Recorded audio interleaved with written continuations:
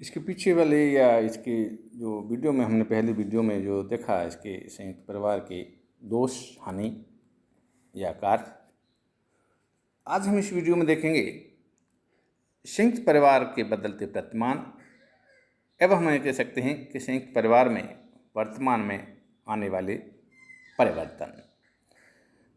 परीक्षा में बदलते प्रतिमान शब्द भी आ सकता है और संयुक्त परिवार में आने वाले परिवर्तन शब्द भी आ सकता है। इन दोनों में ही हमको एक ही विषय वस्तु का उल्लेख करना है।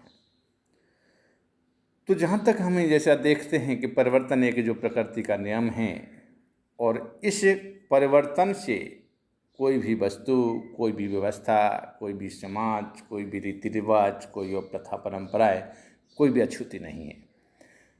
हर वस्तु प्रकृति की परिवर्तन से गुजरती है और परिवर्तन से गुजरती है। तो जहाँ हम संयुक्त परिवार व्यवस्था की जब बात करें तो वर्तमान में आज यदि हम देखते हैं तो संयुक्त परिवारों में भी काफ़ी कुछ बदलाव आ रहा है। वो बदलाव क्या क्या है, किस रूप में आ रहा है, तो उस बदलाव को हम कुछ बिंदुओं के माध्यम से यहाँ स्पष्ट करेंगे, जिसमें इसको सामान्यतः हम कह सकते हैं कि दो भागों में बांट दिया गया है। और दो भागों में जो पहला जो भाग है कि संयुक्त परिवार की संरचना में परिवर्तन, जैसा कि मैंने यहाँ स.प. जो लिखा है इसका यहाँ अर्थ लगाना है अपने को संयुक्त परिवार।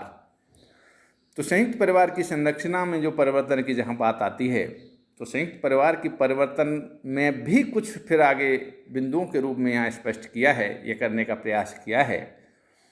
वो कुछ इस प्रकार से हैं। पहला, संयुक्त परिवार के आकार में परिवर्तन। जैसा कि हम अपने आस पड़ोस में, समाज में, गांव में, नगर में, समूह में, समुदाय में जो हम देखते हैं, एक आकलन करते हैं, अवलोकन करते हैं या हमारे संज्ञान में जो आते हैं, तो हम देखते हैं कि आज के जो परिवार हैं वह संयुक्त परिवार से एकाकी परिवार में बदल रहे हैं, केंद्रीय परिवार में बदलने लगे हैं।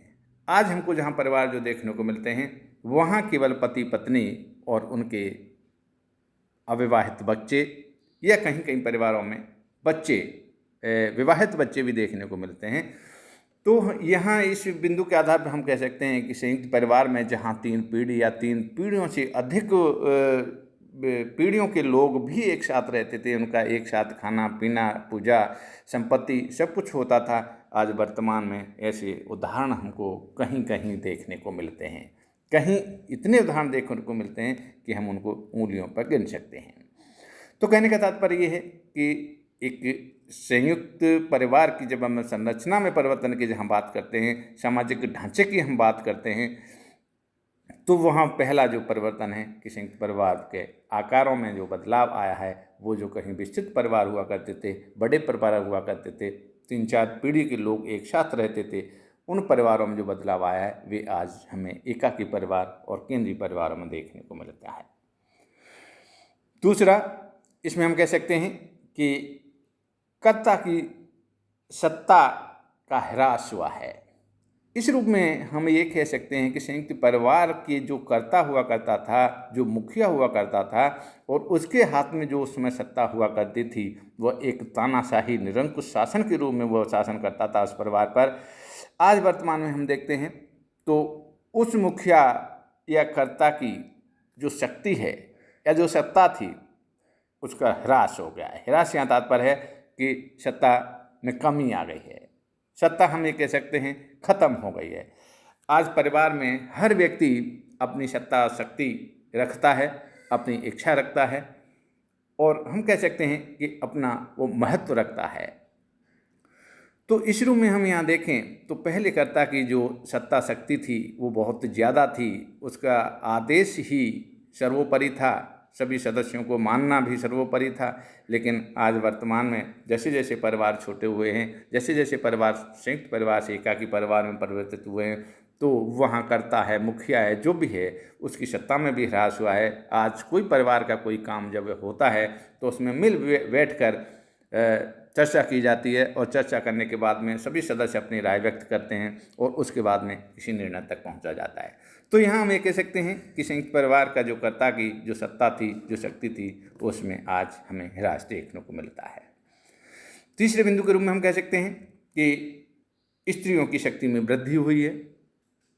जहाँ हमने अगले बिंदु में देखा कि कर्ता की सत्ता में तो ह्रास हुआ है, और यहाँ बिंदु हमारा ये कहता है कि संयुक्त परिवार में एक ये परिवर्तन आया है, ये बदलाव आया है, इसके प्रतिमान ये कुछ हमें अब देखने को मिलते हैं जहाँ स्त्रियों की शक्ति में वृद्धि हुई है। जैसा कि पहले हमने देखा था, स्त्री वहाँ बिल्कुल शक्तिहीन थी। वहाँ उस समय एक तरह से केवल मशीन के रूप में वो काम में ली जाती थी, प्रयोग में ली जाती थी। उसको जैसा आदेश देते वह कार्य करने में लग जाती थी। उसकी स्वयं की सोच, स्वयं का विचार, स्वयं की इच्छाएं कुछ भी नहीं थी, नगण्य थी, जीरो थी। लेकिन आज वर्तमान में जब हम देखते हैं तो स्त्रियां, यानी परिवार की जो पत्नियां हैं या स्त्रियां हैं, वह अपने अपना अस्तित्व रखती हैं, अपने अपने विचार रखती हैं, अपने अपने इच्छा रखती हैं, और जहाँ तक है अपने अपने वह आर्थिक रूप से भी समर्थ हैं। तो ये सब कारणों के देखते हुए आज वर्तमान की परिवार की जो स्त्रियां हैं वो पूर्व की भांति शक्तिहीन नहीं होकर शक्तिशाली हो गई हैं। आज परिवार में उनका सम्मान है, परिवार में उनको हर निर्णय के बारे में पूछा जाता है और उसके बाद ही किसी निर्णय पर परिवार पहुंचता है। तो हम यहाँ ये कह सकते हैं कि आज वर्तमान में स्त्री की जो शक्ति है उसमें वृद्धि हुई है, चाहे वो सामाजिक है, चाहे वो आर्थिक है, चाहे वो राजनीतिक है, चाहे उसके अधिकारों में जो वृद्धि हुई है। हर दृष्टि से यदि हम देखें तो आज उसकी शक्ति में वृद्धि हुई है। अगले बिंदु के रूप में हम देखते हैं कि विवाह के रूप में परिवर्तन। वर्तमान परिवारों में जहाँ तक हम बात करें तो संयुक्त परिवार में जो विवाह का एक रूप जो हमको देखने को मिलता था उसमें परिवर्तन आया है। जहाँ तक जीवन साथी चुनने में पहले जहाँ माता पिता एवं रिश्तेदारों का जो महत्वपूर्ण हाथ हुआ करता था, वो अब स्थिति नहीं है।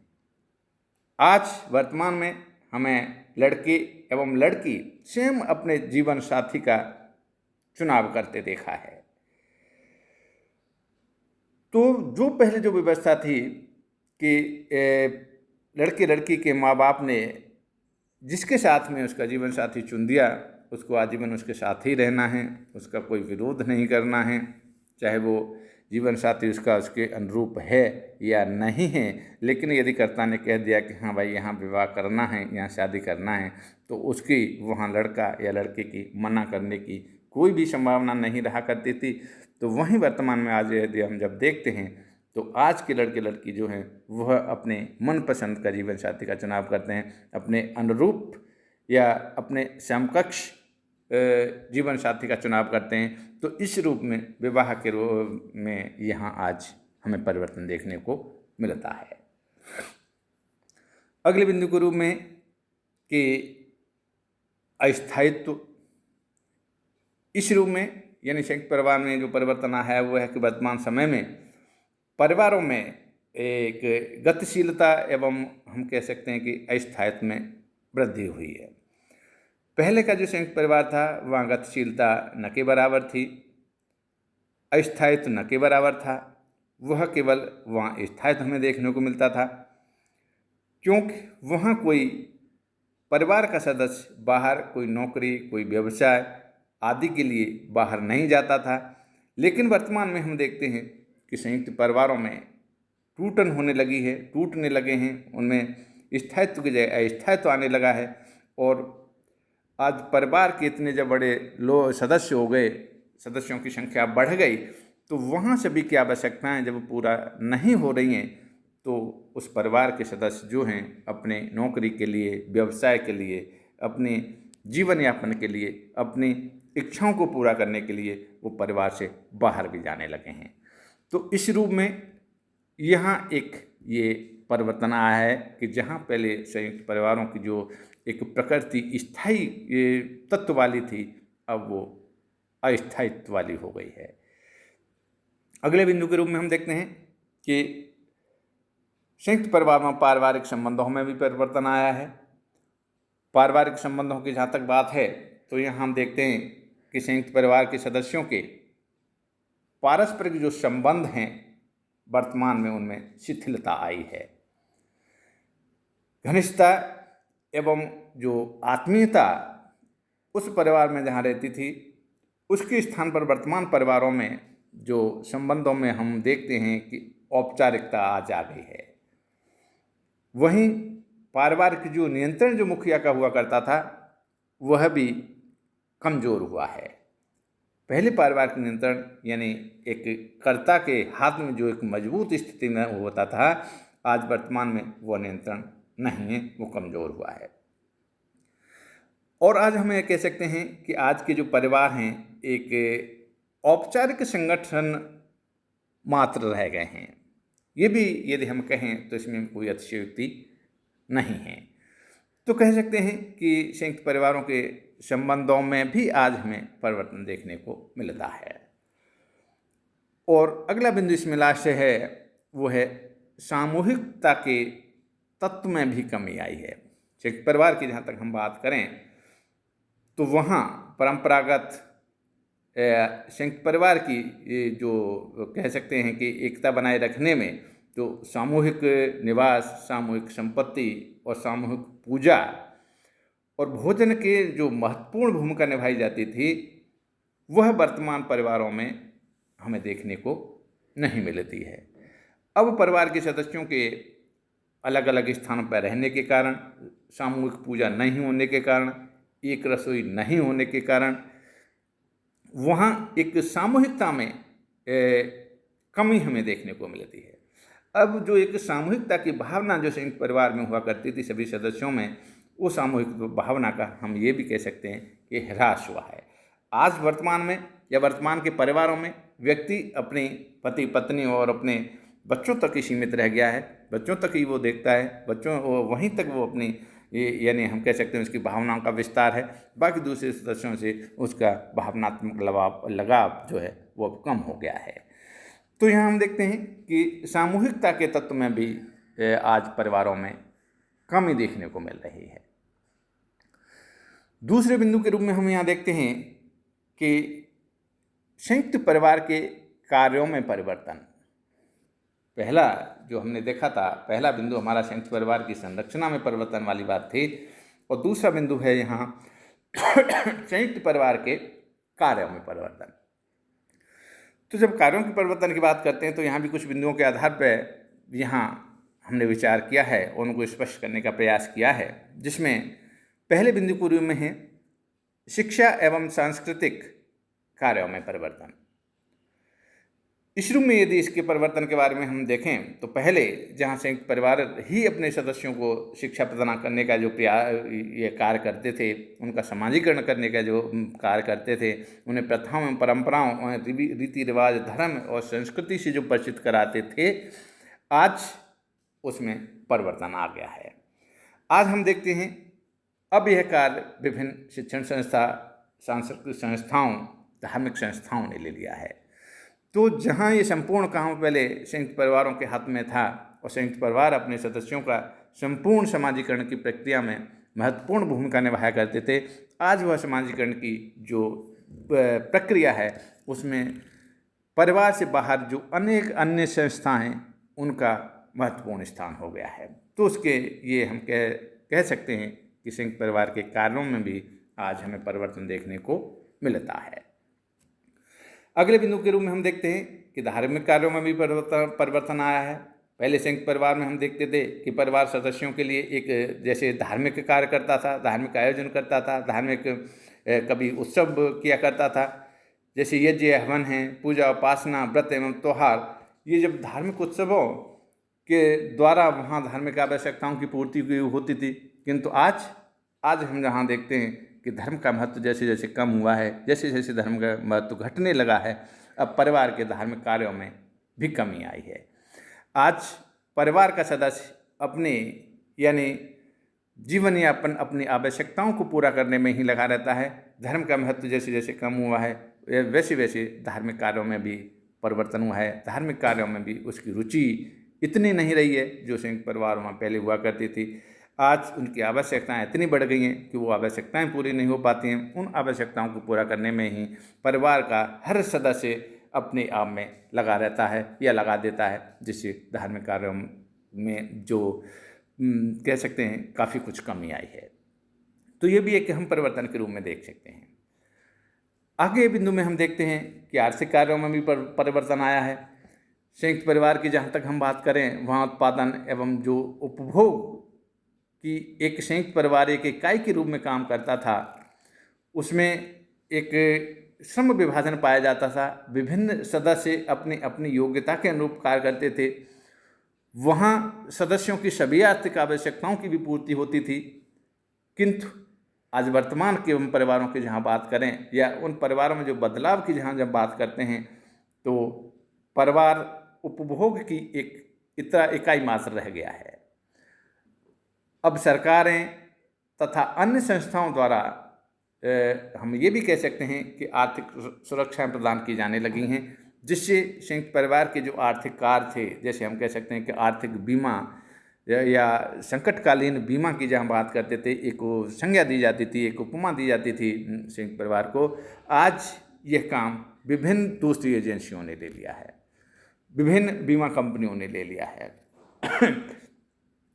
कहीं उसको आवश्यकता होती है तो कहीं आर्थिक संस्थाओं से वो ऋण भी लेता है और उससे अपनी आवश्यकताओं को पूरा करता है।